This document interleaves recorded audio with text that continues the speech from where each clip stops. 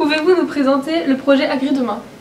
Agridemain, c'est une plateforme de communication portée par 14 organisations nationales issues de la FNSEA, Jeunes Agriculteurs, les chambres d'agriculture, COP de France, l'amont et l'aval, qui se sont pris en main pour mieux communiquer, faire savoir l'évolution de l'agriculture et bien montrer tout ce que l'agriculture apporte à la société, et ceci en s'appuyant sur les agriculteurs qu'on appelle des ambassadeurs. On a aujourd'hui 300 agriculteurs ambassadeurs Agridemain partout en France, de toutes les filières. Ce sont des agriculteurs qui sont comme tous les agriculteurs, mais ils ont la particularité qu'ils ont envie aujourd'hui de dire simplement ce qu'ils font au quotidien et ce qu'ils apportent en termes d'environnement, en termes d'emploi et en termes d'économie, et de montrer que l'agriculture c'est un métier passionnant, moderne, et puis que on est fiers d'être agriculteurs. Que pensez-vous des Agricommunicants 53 et qu'avez-vous pensé de ce temps de travail?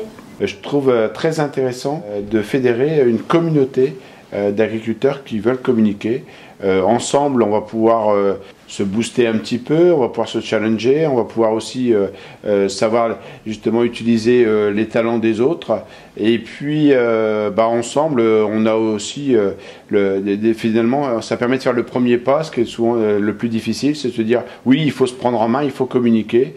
Et je crois que la réunion de ce soir démontre qu'en Mayenne, les agriculteurs refusent que ce soit les autres qui parlent à leur place, et que c'est bien aux agriculteurs, ils ont beaucoup de choses à dire et des belles choses à dire. C'est des gens qui ont un cœur et qui, avec leur tripes, avec leur passion, vont montrer justement tout ce que l'agriculture de la Mayenne apporte au territoire, à tous ces gens du département. Et c'est comme ça qu'on montrera que l'agriculture a un avenir, et qu'elle a un avenir que grâce à des agriculteurs qui aussi y trouvent un revenu digne de ce nom.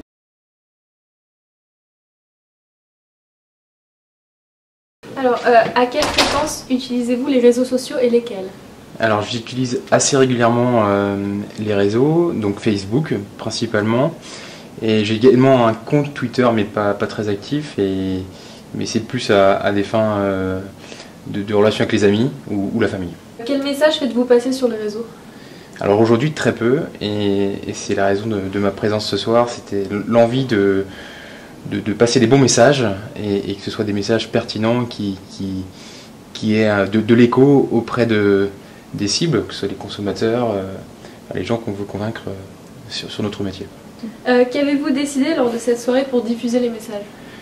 Alors on a décidé de créer un collectif, Agritweetos 53, ce qui permettra de passer des messages de manière concertée sur les thématiques, et qu'on travaille tous ensemble dans le même sens sur notre métier, nos messages que nous souhaitons passer, mais cela de manière concertée et organisée.